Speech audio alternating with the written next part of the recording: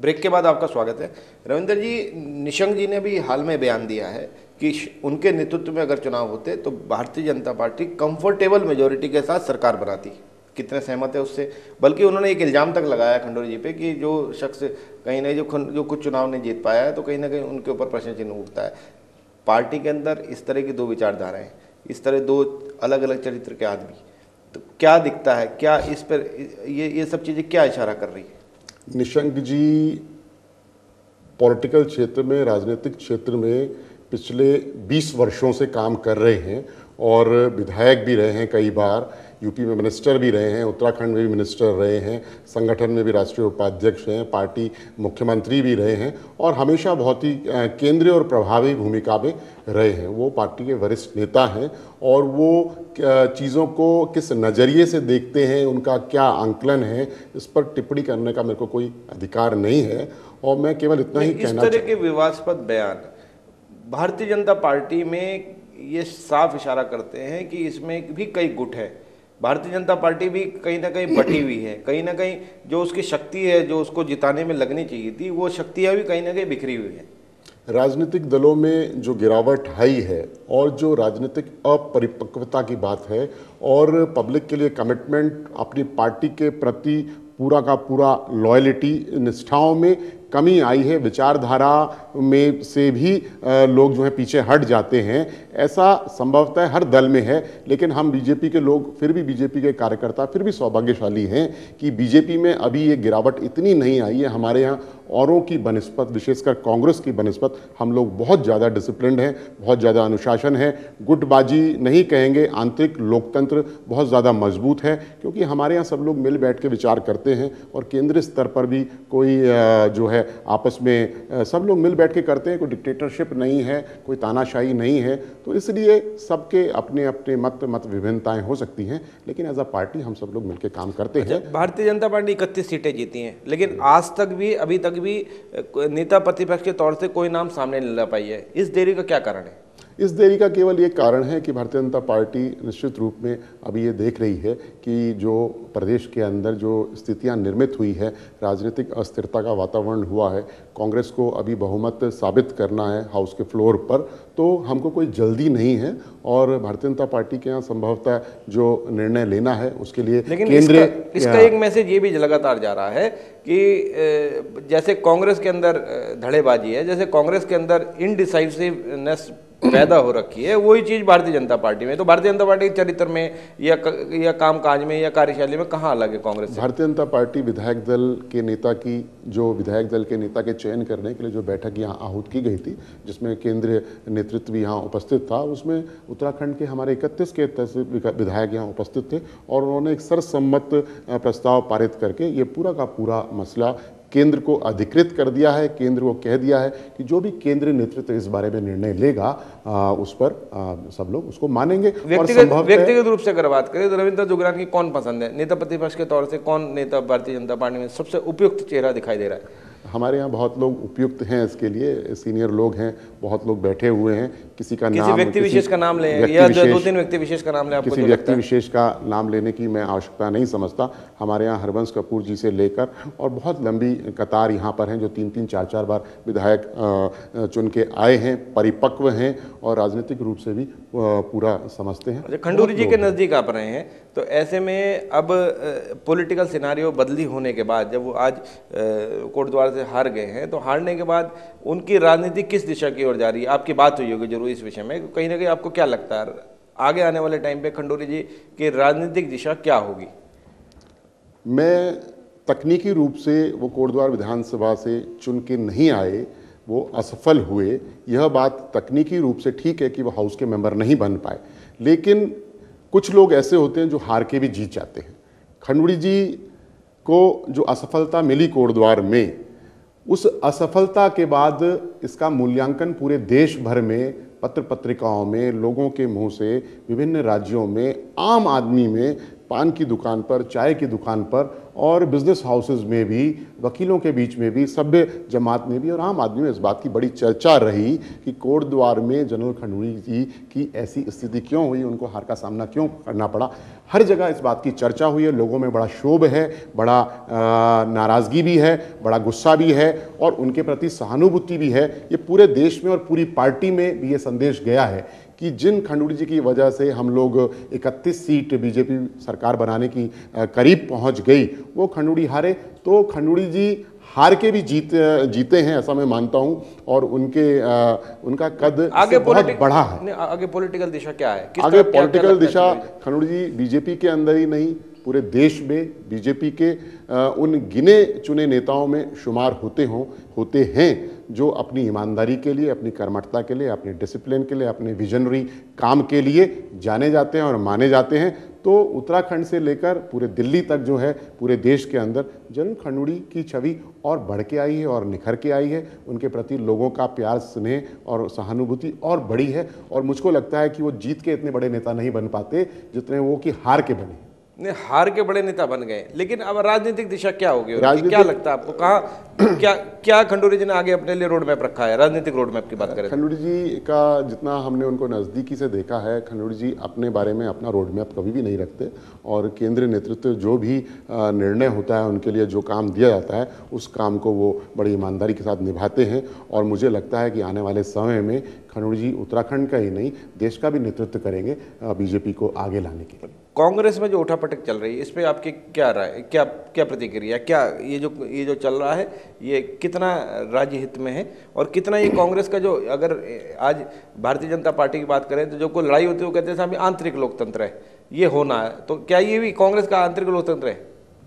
कांग्रेस का जो वर्तमान परिदृश्य है और सत्ता की जो लड़ाई पूरे चौराहे में आ गई है और ये बात पूरे ओपन हो गई है, सड़क पर आ गई है, गली मोहल्लों में चर्चा है, ये सबसे ज़्यादा दुर्भाग्यपूर्ण है और ये प्रदेश के लिए भी दुर्भाग्यपूर्ण है और कांग्रेस के लिए तो ये दुर्भाग्यपूर्ण है ही। मैं इसको उत्तराखंड राज्य निर्माण आंदोलन के जो शहीद हैं, उन शहीदों की शहादत का अपमान मानता हूँ। इस प्रदेश के लाखों लाख आंदोलनकारियों, उस जनता ने जिन्हें राज्य के निर्माण में अपना अमूल्य योगदान दिया, अपना बलिदान दिया, अपना सर्वस्व निछावर किया, ये उसका भी मजाक है, उसका भी अपमान है। कांग्रेस से बहुत ज़्यादा अपेक्षाएं इस प्रदेश की जनता को नहीं रखनी चाहिए, क्योंकि राज्य के निर्माण के समय भी जब 2 अक्टूबर मुजफ्फरनगर कांड 1994 हुआ, मुलायम सिंह जी उत्तर प्रदेश के मुख्यमंत्री थे, केंद्र में कांग्रेस की सरकार थी, लेकिन उन्होंने मुलायम सिंह को बर्खास्त करना उचित नहीं समझा और कांग्रेस जो है मुलायम सिंह को समर्थन उस समय भी दे रही थी। कांग्रेस ने 1994 की घटना, खटीमा, मुजफ्फरनगर, श्रीयंत टापू, देहरादून, समस्त गोली कांडों के बावजूद भी उत्तराखंड राज्य निर्माण के प्रति कोई उत्साह नहीं दिखाया, जबकि कांग्रेस के पास पूर्ण बहुमत था। कांग्रेस को इस प्रदेश की कभी परवाह नहीं थी। कांग्रेस के लिए केवल राजनीतिक गोटियां सेकने का प्रदेश है और जो कांग्रेस के लोग आज कर रहे हैं, दिल्ली में बैठ के उत्तराखंड में जो कांग्रेस का प्रतिनिधित्व कर रहे हैं, वो सत्ता की भूख, सत्ता की हवस, उनकी अपनी महत्वाकांक्षाओं ने इस प्रदेश को अंधकार में ले जाने के अलावा और कोई कार्य नहीं कर रहा है। कहीं ना कहीं एक्सपोज हुई है। आप भी एक आंदोलनकारी रहे हैं, तो ऐसे में 12 साल आज बीत गए हैं। राज्य आंदोलनकारियों की जो प्रमुख मांग थी कि यहाँ पर राजधानी का मुद्दा स्थायी रूप से हल हो, तो उसकी तरफ भी भारतीय जनता पार्टी की सरकार ने पिछले 5 सालों में कोई सार्थक कदम उठाती नहीं दिखी है। तो ऐसे में कहीं ना कहीं कांग्रेस के साथ भारतीय जनता पार्टी भी बराबर की जिम्मेदार इस पूरे प्रकरण में दिखाई दे रही है। इस पर क्या कहेंगे? मैं इस पर इतना ही कहूँगा कि इस राज्य के निर्माण को 10 वर्ष हो गए हैं, लेकिन कहीं ना कहीं पॉलिटिकल लीडरशिप, पॉलिटिकल लोगों की अति महत्वाकांक्षाओं के कारण वो अपनी पार्टियों को भी पीछे जोड़ देते हैं, इस प्रदेश को तो वो बहुत पीछे छोड़ देते हैं। तो आज इस प्रदेश की जो स्थिति है, जिस मुहायने पे ये प्रदेश खड़ा है, पहाड़ से पलायन हो रहा है, बेरोजगारी का पूरा तांडव हो रहा है, लोग नीचे उतर रहे हैं मैदान में। राजधानी मुद्दे की बात, राजधानी मुद्दा क्यों सॉल्व हुआ इस साल में? राजधानी मुद्दा, जहाँ तक राजधानी की बात है, निश्चित रूप में ये उत्तराखंड की अब जो भी विधानसभा चुन के आई है, जो हमारे नवनिर्वाचित विधायक हैं, यह एक असेंबली का सेशन, विशेष सत्र इस बात के लिए बुलाया जाना चाहिए, इस पर डिस्कशन होना चाहिए। नहीं, कहीं आज क्यों नहीं ये 12 साल? निश्चित रूप में ये हमारे जो पॉलिटिकल लीडरशिप रही है इस स्टेट की, उसकी इच्छा शक्ति का ये अभाव रहा, उसकी पॉलिटिकल जो विल होती है ये उसका अभाव कहीं रहा। ना कहीं जब उस वक्त ये मामला सेटल नहीं हुआ, जबकि सरकारें पूर्ण बहुमत के साथ जो है जिन्होंने 5 साल पूरे किए, तो आज जबकि राजनीतिक अस्थिरता का माहौल है, तो जो जनता, यहाँ की जनता, उत्तराखंड की जनता ने क्लियर मैंडेट नहीं दिया, तो ऐसे में जो आप कैसे उम्मीद रख सकते हैं इस सरकार? ये परिस्थितियां उत्तराखंड के हित में सबसे अच्छा काम करने की ये परिस्थितियां, पहली बार मैं उस एंगल से इसको, उस कोण से इसको देख रहा हूं कि 4 जो विधायक हैं वो निर्दलीय हैं, यूकेडी के मिलाकर, यूकेडी के विधायक को मिला, यूकेडी का एक ही विधायक है, तो 3 विधायक निर्दलीय। यूकेडी वो पार्टी जो इस मुद्दे को लेकर सबसे ज्यादा प्रमुखता के साथ इस मुद्दे को आगे बढ़ाया है। 3 विधायक निर्दलीय और 1 विधायक यूकेडी का। तो एक विधायक ये जो 4 लोग हैं, कितना पोजीशन में होगा? आज संख्या बल का मामला चल रहा है और इस सरकार को अपना बहुमत सिद्ध करने के लिए एक विधायक की जरूरत है। तो ये जो 4 निर्दलीय विधायक हैं यूकेडी के विधायक को मिला के, अगर ये आज चाहें तो ये राज्य के हित में बहुत से और बहुत बड़े बड़े काम करा सकते हैं, चाहे वो राज्य की राजधानी का मसला ही क्यों ना हो। नहीं, तो आज ही एक्सपेक्टेशन क्यों? जब भारतीय जनता ने पार्टी, कांग्रेस सरकार 5 साल काम किया, उससे पहले 2 साल बीजेपी ने काम किया, फिर 5 साल बीजेपी ने काम किया। मैं खुद स्वीकार कर रहा हूं कि ये पॉलिटिकल लीडरशिप की विल, इच्छा शक्ति का अभाव सभी दलों में रहा कि हम राजधानी जैसे महत्वपूर्ण मसले को लिंगर ऑन करते चले गए और ये मसला आज भी लिंगर ऑन है। राजधानी बने 12 साल हो गए, बावजूद उसके इस चुनाव में भी देखा कि क्षेत्रीयता हावी है और जो जातिवाद है, जातिवाद ने काफी महत्वपूर्ण रोल प्ले किया है। कितना सही मानते हैं जातिवाद को आप? नहीं, मैं इस मामले में उत्तराखंड में जाति क्षेत्र विशेष की राजनीति में कभी इसको स्थान नहीं मिला अगर अपवादों को छोड़ दें। उत्तराखंड के अंदर नहीं, आज भी अब देखिए, अभी ये कांग्रेस के अंदर भी लड़ाई है, ये भी लड़ाई आखिरकार जाके जातिवाद पे अटक गई।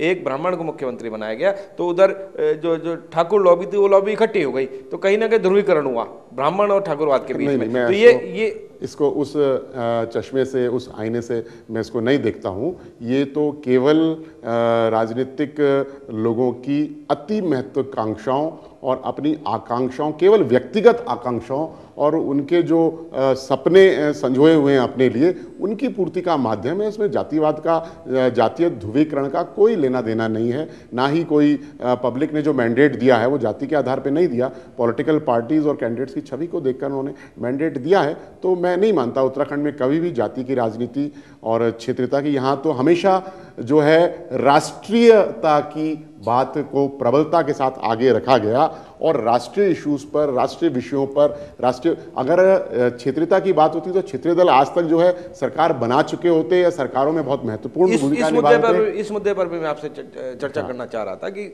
आखिर उत्तराखंड में क्षेत्रीय दल नाकामयाब क्यों हुए? क्या लगता है आपको, कहाँ थी कमी?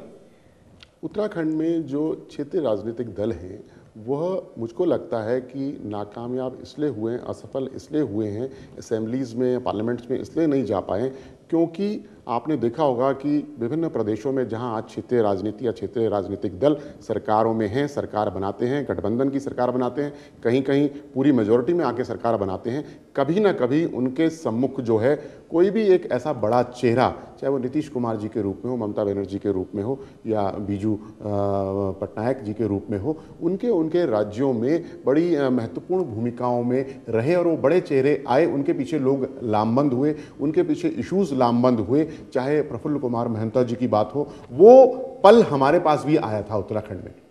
आसाम के प्रफुल्ल कुमार महंता जी ने जब ऑल असम स्टूडेंट्स यूनियन के नाम पर इसमें भी इतने नाम उभरे हैं। आखिर जनता ने उन्हें स्वीकार क्यों नहीं किया? क्या थे उनमें? निश्चित रूप में कहीं ना कहीं हम उचित समय पर उचित निर्णय नहीं ले पाए। उत्तराखंड के जो क्षेत्रीय दल रहे हैं और कोई बहुत ही प्रभावशाली चेहरे आगे नहीं आ पाए, तो इसलिए भविष्य दिखाई देता है आपको किसी क्षेत्रीय दल का उत्तराखंड में आने वाले समय में? निश्चित रूप में क्षेत्रीय दल की संभावनाएं हमेशा बरकरार रहेंगी क्योंकि जिस आवाम को नेशनल पॉलिटिकल पार्टी से वो सारी उम्मीदें पूरी नहीं दिखाई देती हैं, तो निश्चित रूप में अगर समझदार लोग, ऊर्जावान लोग, साफ सुथरे लोग और कमिटेड और टेस्टेड और ट्राइड लोग, जिनको लोगों ने जीवन भर संघर्ष करते ईमानदारी से देखा है रचनात्मक कामों में, अगर वो लोग आगे बढ़ते हैं, लेकिन बहुत समय से केवल चुनाव के मुहाने पर नहीं, लेकिन चुनाव से बहुत पहले।